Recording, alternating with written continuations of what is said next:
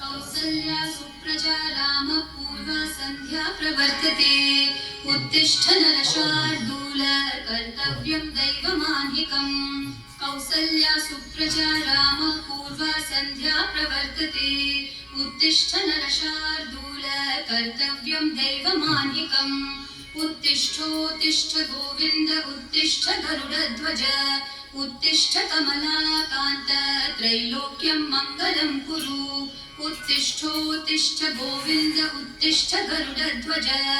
उत्तिष्ठ कमलाकान्त त्रैलोक्यं मङ्गलं कुरु मातः समस्त जगतां मधुकैटभारेः वक्षो विहारिणि मनोहर दिव्यमूर्ते श्रीस्वामिनि श्रितजनप्रियदानशीले श्रीवेङ्कटेश दैते तव सुप्रभातम् मातः समस्त जगतां मधुकैटभारेः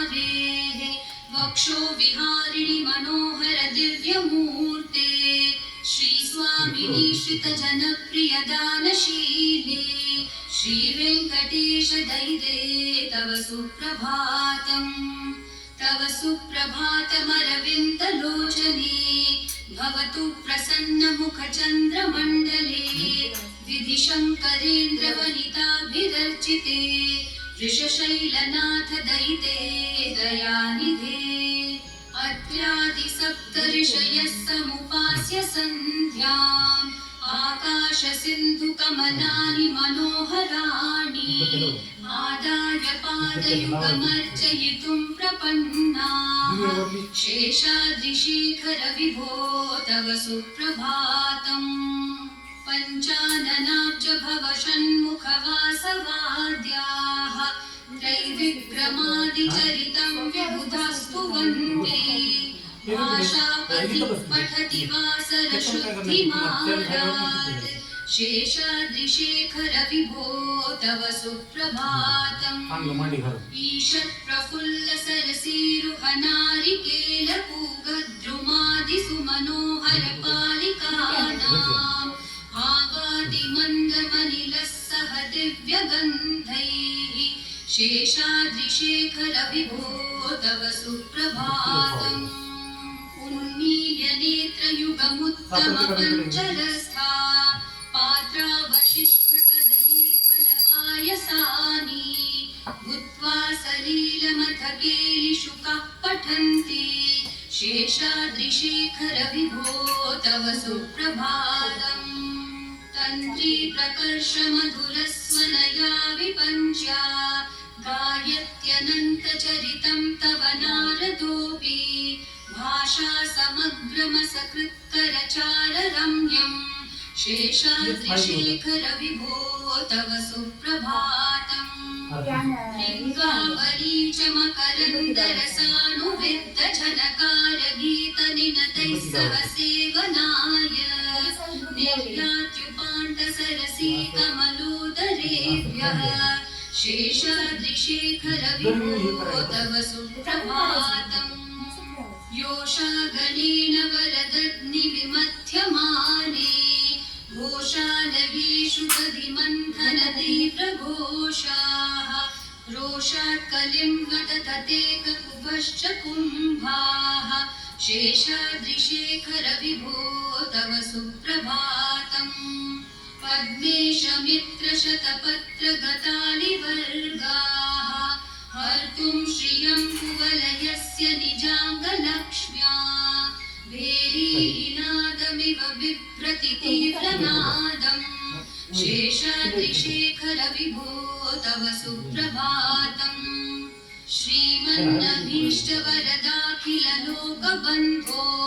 श्री श्रीनिवास जगदैकदयैकसिन्धो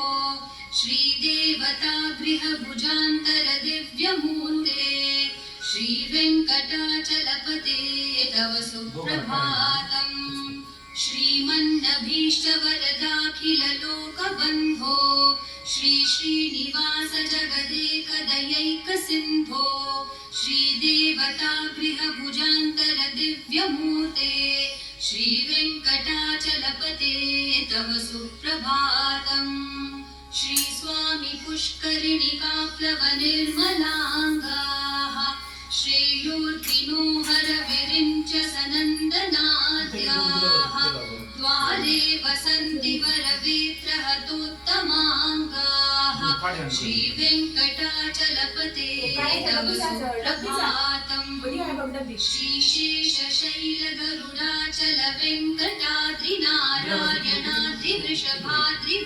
श्रीशेषशैलगरुडाचलवेङ्कटाद्रिनारायणाद्रिवृषभाद्रिवृषाद्रिमुख्याम् आख्यां त्वदीयवसतेरनिशं वदन्ति श्रीवेङ्कटाचलपते तव सुप्रभातम् सेवापरः शिवसुरेश कृशानुधर्मरक्षोऽम्बुनाथ पवमानधनाधिनाथाः बद्धाञ्जलि प्रविलसन्निजशेषदेशाः श्रीवेङ्कटाचलपते तव सुप्रभातम् घाटेषु ते विहगराज मृगाधिराज नागाधिराज गजराज हयाधिराजाः स्वस्वाधिकारमहिमाधिकमर्थयन्ते श्रीवेङ्कटाचलपते तव सुप्रभातम्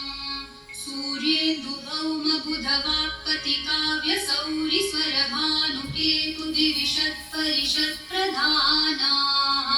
त्वद्दासदासचरमावधिदासदासाः श्रीवेङ्कटाचलपते तव सुप्रभातम्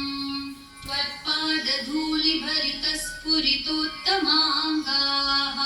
स्वर्गापवर्गनिरपेक्षनिजान्तरङ्गाः कल्पागमाकलनयाकुलतां लभन्ते श्रीवेङ्कटाचलपते तव सुप्रभातम् त्वद्गोपुराग्रशिखराणि निरीक्षमाणाः स्वर्गापवर्गपदवीं परमाश्रयन्तः मर्त्या मनुष्यभुवने मतिमाश्रयन्ते श्रीवेङ्कटाचलपते तव सुप्रभातम् श्रीभूमिनायकदयादिगुणामृताब्धे देवाधिदेव जगदेक शरण्यमूर्ते श्रीमन् अनन्तकरुणादिभिरर्चिताम्भ्रे श्रीवेङ्कटाचलपते तव सुप्रभातम् श्रीपद्मनाभपुरुषोत्तम वासुदेव वैकुण्ठमाधव जनार्दन चक्रपाणे श्रीवत्सचिह्न शरणागत पारिजात श्रीवेङ्कटाचलपते तव सुप्रभातम् कन्दर्पदर्पहर सुन्दर दिव्यमूर्ते कान्ताकुचाम्बुरुह कुत्मललोल दृष्टे कल्याण निर्मल गुणाकर दिव्यकीर्ते श्रीवेङ्कटाचलपते तव सुप्रभातम् मीनाकृते कमठकोल नृसिंहवर्णिम्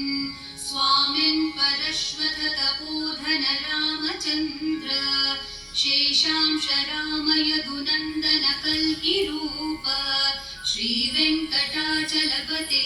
तव सुप्रभातम्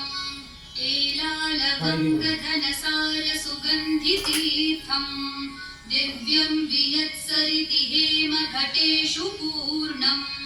धृत्वाद्यवैदिकशिखामणयः प्रहृष्टा तिष्ठन्ति वेङ्कटपते तव सुप्रभातम् भास्वानुदेति विकचानि सरोरुहाणि सम्पूरयन्ति निनदैककुभो विहङ्गाः श्रीवैष्णवा सततमर्थितमङ्गलास्ते धामाश्रयन्ति तव वेङ्कट सुप्रभातम्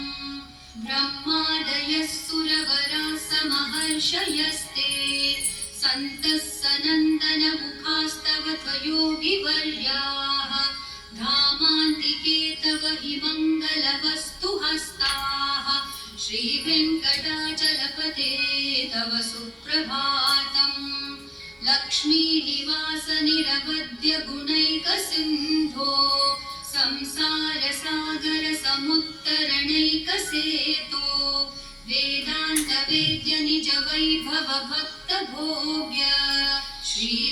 वेङ्कटाचलपते तव सुप्रभातम् लक्ष्मीनिवास निरवध्य गुणैकसिन्धो संसारसागर समुत्तरणैकसेतो वेदान्त वेद्य निज वैभव भक्त भोग्य श्रीवेङ्कटाचलपते तव सुप्रभातम् इत्थं वृषाचलपतेरिह सुप्रभातम्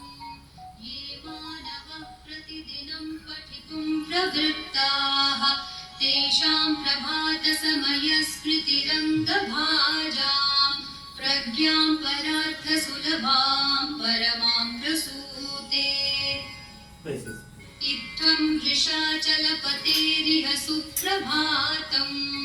ये मानवः प्रतिदिनं पठितुं प्रवृत्ताः तेषां प्रभातसमयस्मृतिरङ्गभाजां प्रज्ञां परार्थसुलभां परमां प्रसूते कमलाकुचूचुककुङ्कुमतो नियतारुणतातुलनीलतनो कमलायतलोचनलोकपते विजयी भव वेङ्कटशैलपते कमलाकुचूचुककुङ्कुमतो नियतारुणतातुलनीलतनो कमलायतलोचनलोकपते विजयी भव वेङ्कटशैलपते सचतुर्मुख षण्मुख पञ्चमुख प्रमुखाखिल दैवतमौलिमणे शरणागत वत्सल सारनिधे परिपालय मां वृषशैलपते अतिवेलतया तव दुर्विषहै अनुवेलकृतैरपराधशतैः भरितं त्वरितं वृषशैलपते परया कृपया परिपाहि हरे अधिवेङ्कटशैलमुदारमते जनताभिमताधिकदानरतात् परदेवतया गदितान्नगमै कमलादयितान्न परं कलये करवेणुरवावशगोपवधू शतकोटिवृतात् स्मरकोटिसमात् प्रतिवल्लविकाभिमतात् सुखदात् वसुदेवसुतान्न परं कलये अभिराम गुणाकरदाशरथे जगदेकधनुर्धर धीरमते रघुनायक राम रमेश विभो वरदो भवदेव दया जलदे अवनीतनया कमनीयकरं रजनीकर चारुमुखाम्बुरुहं रजनीचरराजतमो मिहिरं महनीयमहं रघुराममये सुमुखं सुहृदं सुलभं सुखदं स्वनुजं च सुखाय ममोघशरम् अपहाय रघुत्वहमन्यमहं न कथञ्चन कञ्चन जातु भजे विना वेङ्कटेशं न नाथो न नाथ सदा वेङ्कटेशं स्मरामि स्मरामि हरे वेङ्कटेश प्रसीद प्रसीद प्रियं वेङ्कटेश प्रयच्छ प्रयच्छ विना वेङ्कटेशं न नाथो न नाथ सदा वेङ्कटेशं स्मरामि स्मरामि हरे वेङ्कटेश प्रसीद प्रसीद प्रियं वेङ्कटेश प्रयच्छ प्रयच्छ अहं दूरतस्ते पदाम्बोजयुग्म प्रणामेच्छयागत्य सेवां करोमि सकृत्सेवया नित्यसेवाफलं त्वं प्रयच्छ प्रयच्छ प्रभो वेङ्कटेश अज्ञानिना मया दोषान् अशेषान् विहितान् हरे क्षमस्वत्वं क्षमस्वत्वं शेषशैलशिखामणे अज्ञानिना मया दोषान् अशेषान् विहितान् हरे क्षमस्वत्वं क्षमस्वत्वं शेषशैलशिखामणे ईशानां जगतोऽस्य वेङ्कटपतेर्विष्णोः परां प्रेयसीं तद्वक्षस्थलनित्यवासरसिकां तच्छान्तिसंवर्धिनीं पद्मालङ्कृतपाणिपल्लवयुगां पद्मासन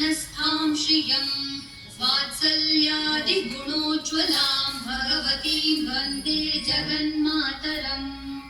ईशानां जगतोऽस्य वेङ्कटपतेर्विष्णोः परां प्रेयसीं तत्वक्षस्थलनित्यवासरसिकां तच्छान्तिसंवर्धिनीं पद्मालङ्कृतपाणिपल्लवयुगां पद्मासनस्थां श्रियं वात्सल्यादिगुणोज्ज्वलां भगवतीं वन्दे जगन्मातरम् श्रीमान् कृपाजलनिधे कृतसर्वलोक सर्वज्ञशक्तनतवत्सल सर्वशेषिन्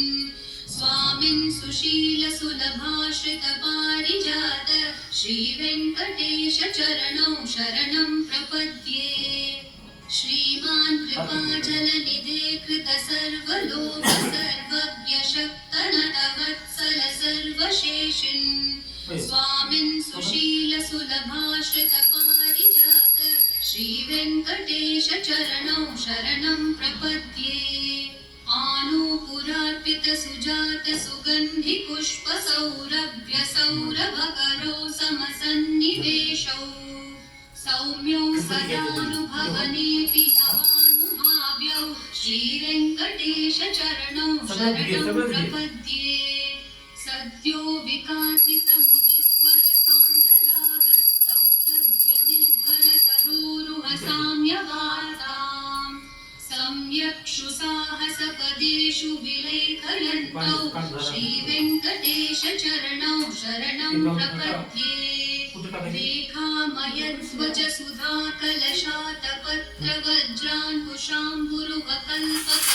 सुधाकलशातपत्रवज्रान्कुशाम्बुरुवकल्पकशङ्खचक्रैः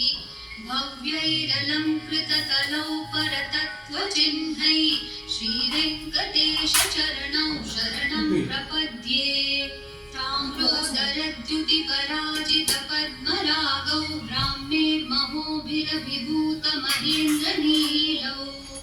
उद्यन्तभांशुभिर्दस्तशशाङ्कभासौ श्रीवेङ्कटेश चरणौ शरणं प्रपद्ये सप्रेमभीतिकमलाकरपल्लवाभ्यां संवाहनेऽपि सकदिक्लममादधानौ